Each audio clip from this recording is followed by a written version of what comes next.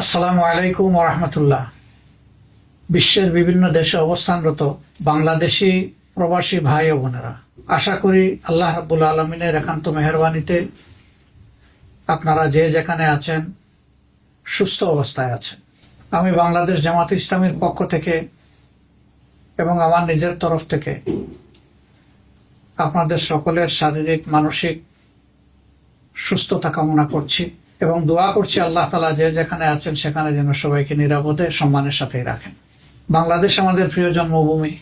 আপনারা জানেন আগামী বছর ত্রয়োদশ জাতীয় সংসদ নির্বাচন অনুষ্ঠিত হতে যাচ্ছে এবং এই নির্বাচন আগামী ফেব্রুয়ারি মাসে অনুষ্ঠিত হবে বলে আমরা দৃঢ়ভাবে আশা করছি।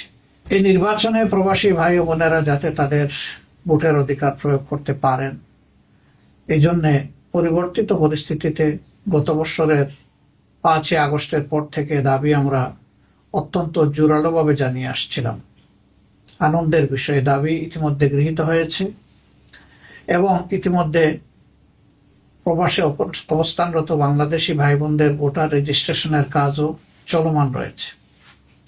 তার পাশাপাশি যারা একান্ত এই সময়টা দেশে আসতে পারবেন না, তারা যাতে তাদের ভোটটা নিশ্চিত হয় সেই জন্য এই প্রথমবারের মতো অনলাইনে অ্যাপসে ভোট দেওয়ার উদ্যোগ নেওয়া হয়েছে।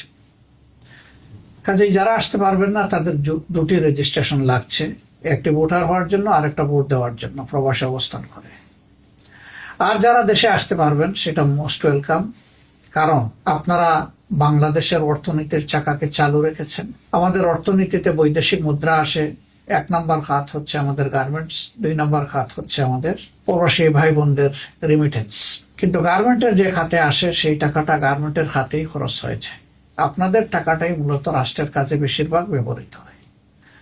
আপনি জানেন না অথবা জানেন যে আপনাদের এই কষ্টের অর্জিত অর্থ যা দেশের জন্য, পরিবারের জন্য আপনারা পাঠাচ্ছেন, সরকারি অব্যবস্থাপনা, দুর্নীতি, লুটপাট ইত্যাদির কারণে এই টাকার প্রপার সদ্ব্যবহার হয় না।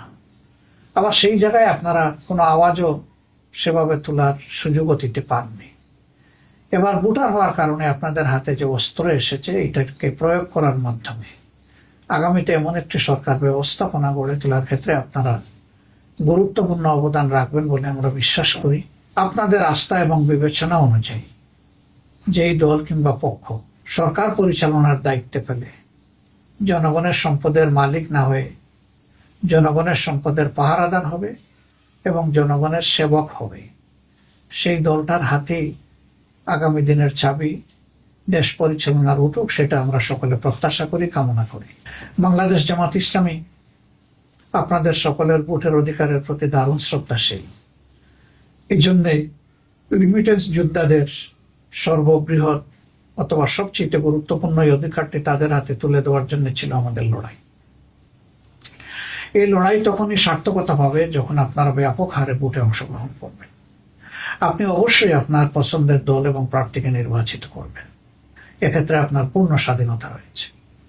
আমরা আশা করব অতীতের অভিজ্ঞতা, চলমান অবস্থা সামনে রেখে ভবিষ্যতে কার হাতে দেশের দায়িত্ব তুলে দিলে আপনাদের আশা আকাঙ্ক্ষার প্রতিফলন হবে, দেশে থাকা আপনাদের আপনজন প্রিয়জন স্বস্তি পাবে, একটি দুর্নীতিমুক্ত, চাঁদাবাজ মুক্ত, দখলদার মুক্ত, মানবিক একটি সমাজ প্রতিষ্ঠিত, বৈষম্যহীন সেই মানবিক সমাজ প্রতিষ্ঠার লড়াই আমরা চালিয়ে যাচ্ছি।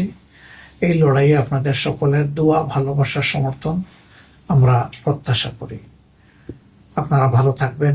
আল্লাহ তাআলা আপনাদেরকে, আপনাদের পরিবারের সকলকে, আপনাদের বন্ধু বান্ধবকে সুস্থ রাখুন, ভালো রাখুন। প্রিয় দেশের জন্য দোয়া প্রত্যাশা করে আজকের মতো বিদায় নিচ্ছি। আসসালামু আলাইকুম ওয়া রাহমাতুল্লাহি ওয়া বারাকাতুহু। আজকে আমরা যাকে নিয়ে কথা বলবো